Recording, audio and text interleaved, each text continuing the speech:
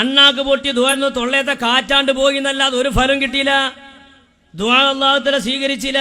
പക്ഷെ സംഗതി എന്താ, നിങ്ങൾ ഇതൊന്നുമല്ല ഇതിന്റെ പിന്നിലുള്ള രഹസ്യം. മണ്ണാർക്കാടിൽ പിന്തുണ കൊടുത്ത് ശംസുദ്ദീൻ സാഹിബിനെ തോൽപ്പിക്കുക. ഏതായാലും LDF വരും, കാരണം കേരളത്തിലെ സ്ഥിതി അങ്ങനെയാണ്. LDF വരും ചെയ്യുക, പിന്നെ ഫുലാനെ നേതാവാകാൻ പിന്നെ വേറൊന്നും മാർഗമില്ല. അങ്ങനെ കേരളത്തിൽ ഒരു കാന്തപുരം ഫാൻസ് അല്ലെങ്കിൽ കാന്തപുരം ഫാക്ട് ഉണ്ടാക്കാനുള്ള തന്ത്രപരമായ ഒരു നീക്കമായിരുന്നു എന്ന് തെരഞ്ഞെടുപ്പ് കഴിഞ്ഞതിന് ശേഷം വിദേശത്ത് വെച്ച് അദ്ദേഹം നടത്തിയ പത്രസമ്മേളനത്തിൽ നമുക്ക് ബോധ്യപ്പെട്ടു.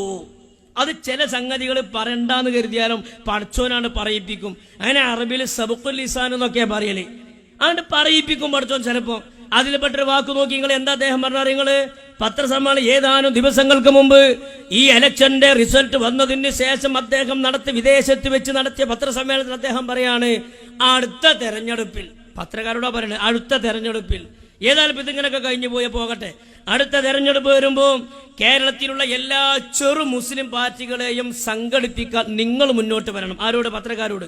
നിങ്ങൾ മുന്നോട്ട് വരാം. അവിടെ കുറെ ചെറിയ മുസ്ലിം പാർട്ടികളുണ്ട്, അവരൊക്കെ സംഘടിപ്പിക്കുക, എന്നാ ഞാൻ മുന്നിൽ നിന്നോളാം. അല്ല, കൊലായി പോയി അദ്ദേഹം അത് പറയണ നോക്കി നിങ്ങൾ. BJP അക്കൗണ്ട് തുറന്നത് മതേതര വോട്ടുകൾ ഭിന്നിച്ചതുകൊണ്ടാണ്. മുസ്ലിം വോട്ടുകൾ ഭിന്നിപ്പിക്കുന്ന ചെറു പാർട്ടികൾ കൂടി ഇതിന് ആക്കം കൂട്ടുന്നില്ലേ എന്ന ആശങ്കയ്ക്ക് കാന്തപുരത്തിന്റെ മറുപടി ഇതായിരുന്നു. നമ്മളെല്ലാവരും ഇനി അടുത്ത തെരഞ്ഞെടുപ്പിന് ഒറ്റ പാർട്ടിയാവാൻ വേണ്ടി ശ്രമിക്കണം. മുസ്ലിങ്ങൾ ഭിന്നിക്കാതെ ഒറ്റ പാർട്ടിയാവാൻ വേണ്ടി ശ്രമിക്കണം. നിങ്ങളും എല്ലാവരും സഹായിച്ചാൽ ഞാൻ മുമ്പിൽ നിൽക്കാം. അയക്കൂറൊക്കെ പൂച്ച കാവില് നല്ല കോലും ഉണ്ടാവും. അവ മൂപ്പരെ മനസ്സിന്റെ ഉള്ളിലുള്ള പൂതിതാണ്. നോക്കി നിങ്ങളൊരു മനുഷ്യൻ പറയണത്, സമസ്തക്ക് രാഷ്ട്രീയ ബന്ധമുണ്ടെന്ന് ആരോപിച്ച് പുറത്തുപോയവർ ഇപ്പൊ പറയണത് എന്താണ്, കേരളത്തിലെ ചെറിയ മുസ്ലിം പാർട്ടികളൊക്കെ സംഘടിപ്പിച്ചു തന്നാൽ ഞാൻ മുന്നിൽ നിന്നോളാം. പത്രക്കാർ കിതാബ് ഓതിച്ചില്ലെങ്കിൽ അവർക്ക് നല്ല ഹിക്മത്ത് തിരും. പത്രക്കാർ വിട്ടില്ല. ഈ പത്രസമ്മേളനത്തിന്റെ അവസാനത്തിൽ തന്നെ ഇങ്ങനെ ചോദിച്ച് അവസാനം ഇയാൾ ഉത്തരം മുട്ടിയിട്ട് പറയാണ്, ഞാൻ അങ്ങനെ പറഞ്ഞിട്ടില്ല. ഇപ്പൊ പറഞ്ഞ മാതിരി പറഞ്ഞിട്ടില്ല. നിങ്ങൾ നോക്കി, നിങ്ങൾ ഈ മനുഷ്യനൊക്കെ ഇശാമാരിവിന്റെ ഇടയിൽ ഇടുങ്ങിയ എടായിൽ വെച്ച് കാണല്ലാതെ വേറെ മാർഗമില്ല. നോക്കി, ഇശാമാരിവിന്റെ ഇടയിൽ വീതി കുറഞ്ഞ എടായി തന്നെ ഇയാളൊക്കെ കാണണം. നോക്കി, നിങ്ങള് ഈ പത്രസമ്മേളനം കഴിഞ്ഞ അവസാനം പറയാണ്, ഞാൻ അങ്ങനെ ചെറുപാർട്ടികളെ സംഘടിപ്പിക്കാൻ പറഞ്ഞിട്ടില്ല, നിങ്ങളല്ലേ പറഞ്ഞത് സംഘടിപ്പിച്ചോളാന്ന്. അപ്പൊ ഞാൻ മുന്നിൽ നിൽക്കൂലെന്നല്ലേ പറഞ്ഞത്. നോക്കി, ഇയാള് പറയും ഞാൻ മുന്നിൽ നിൽക്കൂലെന്നാ പറഞ്ഞത്. പറയട്ടെ, മുസ്ലിം രാഷ്ട്രീയ കക്ഷികൾക്ക് ഒന്നാകാമെങ്കിൽ എന്തുകൊണ്ട് മുസ്ലിം സമുദായ സംഘടനകൾക്ക് ഒന്നായിക്കൂടാ എന്ന ചോദ്യത്തോടെ കാന്തപുരം നിലപാട് മാറ്റും. അപ്പൊ ഇയാള് പറഞ്ഞു, എല്ലാ മുസ്ലിം ചെറു പാർട്ടികളെയും സംഘടിപ്പിക്കാൻ ഞാൻ മുന്നിൽ നിൽക്കാം. അപ്പൊ പത്രക്കാർ ചോദിച്ചു, അങ്ങനെയാണെങ്കിൽ മുസ്ലിം സംഘടനകൾ ഒന്നിപ്പിച്ചൂടെ? കരങ്ങളിലെ സംഘടന ഭിന്നിപ്പിച്ചത്, എന്നാ ഈ മുസ്ലിം സംഘടനകൾ ഒന്നിപ്പിച്ചൂടെ എന്ന് ചോദിച്ചപ്പോ അതിന് മുമ്പ് മറുപടി ഇല്ല. ഒന്നിക്കണം എന്നല്ല, സമുദായ സംഘടന എന്ന് പറഞ്ഞാൽ വിശ്വാസപരമായ കാര്യങ്ങളാണ്. അതിലെല്ലാവരും സംഘടിക്കാൻ കഴിയില്ല. സംഘടിക്കാൻ കഴിയുന്ന മേഖലയിൽ സംഘടിച്ചുകൂടെ? സമസ്തയിൽ നിന്ന് മാറിപ്പോയ നിങ്ങളും നമ്മൾ എന്ത് മാറ്റാനുള്ളത്? അടിസ്ഥാനപരമായ വിശ്വാസങ്ങളിലോ ശാഖാപരമായ കർമ്മങ്ങളിലോ ഒരു വ്യത്യാസമില്ലല്ലോ. നിങ്ങൾക്കും സ്കാർട്ട് ഫർള് 14, ഞമ്മക്കും 14. നിങ്ങൾ ഷാഫിയാക്കള്, ഞമ്മളും ഷാഫിയാക്കള്. നിങ്ങൾക്കും ഷർത്തും ഫർളും ഒന്ന്, ഞമ്മക്ക് അതുപോലെ തന്നെ ഒന്ന്. ആരാധനാ കർമ്മങ്ങളിലൊക്കെ ഞമ്മളൊന്നാണല്ലോ. എന്താ നിങ്ങൾക്ക് ഒന്നിച്ചുകൂടെ? ഈ ഭിന്നിച്ച് സമുദായത്തെ ഭിന്നിപ്പിച്ച് പുറത്തുപോയവർ നിങ്ങൾക്ക് എന്തുകൊണ്ട് തിരിച്ചു വന്ന് സമുദായത്തെ ഒന്നിപ്പിച്ചുകൂടാ? രാഷ്ട്രീയ പാർട്ടി ഒന്നിച്ച് ഞങ്ങൾക്ക് കുളിയണ്ടാകാൻ പറ്റും. എന്താ ഈ മതസംഘടന നിങ്ങൾക്ക് ഒന്നിപ്പിച്ചുകൂടെ? നിങ്ങളല്ലേ സംഘടന ഭിന്നിപ്പിച്ചത്?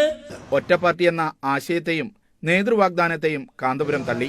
ഒറ്റപ്പാർട്ടി എന്ന ആശയത്തെയും നേതൃസ്ഥാനത്തേക്ക് ഞാൻ നിൽക്കാമെന്ന ആ ആശയത്തെയും കാന്തപുരം തള്ളി. കരുതി രണ്ടു മുമ്പ് ആദ്യം പറഞ്ഞു, അവസാനം വന്നപ്പോ തള്ളേണ്ടി വന്നു. കാന്തപുരം തള്ളി. ഞാൻ പറഞ്ഞിട്ടില്ല, നിങ്ങൾ ചോദിച്ചതാണ് ഒരു പാർട്ടി ആയിക്കൂടെ എന്ന്. അയാൾ പറഞ്ഞു. നോക്കി, നിങ്ങൾ പത്രക്കാർ ചോദിച്ചതല്ല, ഇയാൾ ആണ്ട് പറഞ്ഞതാണ്.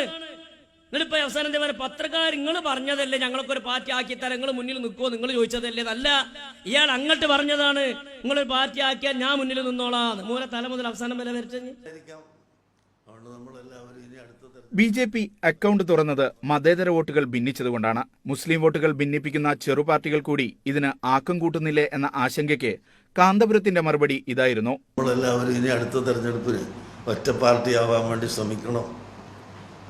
മുസ്ലിങ്ങൾ ഭിന്നിക്കാതെ ഒറ്റ പാർട്ടിയാവാൻ വേണ്ടി ശ്രമിക്കണം. നിങ്ങളും എല്ലാവരും സഹായിച്ചാൽ ഞാൻ മുമ്പിൽ നിൽക്കാം. മുസ്ലിം രാഷ്ട്രീയ കക്ഷികൾക്ക് ഒന്നാകാമെങ്കിൽ എന്തുകൊണ്ട് മുസ്ലിം സമുദായ സംഘടനകൾക്ക് ഒന്നായിക്കൂടാ എന്ന ചോദ്യത്തോടെ കാന്തപുരം നിലപാട് മാറ്റി. ഒന്നിക്കണം എന്നല്ല, സമുദായ സംഘടന എന്ന് പറഞ്ഞാൽ വിശ്വാസപരമായ കാര്യങ്ങളാണ്. അതിലെല്ലാവരും സംഘടിക്കാൻ കഴിയില്ല. ഒറ്റപ്പാർട്ടി എന്ന ആശയത്തെയും നേതൃവാഗ്ദാനത്തെയും കാന്തപുരം തള്ളി. ഞാൻ പറഞ്ഞിട്ടില്ല, നിങ്ങൾ ചോദിച്ചതാണ് ഒരു പാർട്ടി ആയിക്കൂടെ എന്ന്. ആയാ പറഞ്ഞു. കണ്ടോങ്ങള്, ഞാൻ നേതൃത്വം കൊടുക്കൂല എന്നാ പറഞ്ഞത്. നമ്മളൊക്കെ അള്ളാഹു താല തന്ന ചെറിയ ബുദ്ധി കൊണ്ട് നമ്മൾ ആലോചിച്ച് നോക്കി. ഒരു സമുദായത്തിന് നേതൃത്വം കൊടുക്കുന്നവർ ഈ രൂപത്തിൽ കളവ് പറഞ്ഞാൽ അനുയായികൾ പിന്നെ എത്ര വലിയ കളവ് പറയും എന്ന് നമുക്കൊന്ന് ആലോചിച്ചാൽ മതി. ഏതായിരിക്കട്ടെ, ഞാൻ കൂടുതൽ അതിലേക്ക് കടക്കുന്നില്ല. പരിശുദ്ധമായ ദീനിന്റെ ശിആറുകളെ പോലും വളരെ മോശമായി ചിത്രീകരിച്ചു. സംശുദ്ധീനെ പരാജയപ്പെടുത്താൻ വേണ്ടി ദിക്ർ ദുആ സമ്മേളനങ്ങളെ ദുരുപയോഗം ചെയ്തു. നോക്കി നിങ്ങള്, ഞാൻ ഈ തെരഞ്ഞെടുപ്പ് നടക്കുന്ന അന്ന് ഞാൻ അന്ന് ഉംറക്ക് പോയ സമയമാണ്. ആ സമയത്ത് സജീവമായ ചർച്ചകൾ ആ മക്കയിലും മദീനയിലും ജിദ്ദ അടക്കമുള്ള പ്രദേശങ്ങളിലും അവിടെ ഇറങ്ങുന്ന മലയാളം പത്രങ്ങളിൽ പോലും ഈ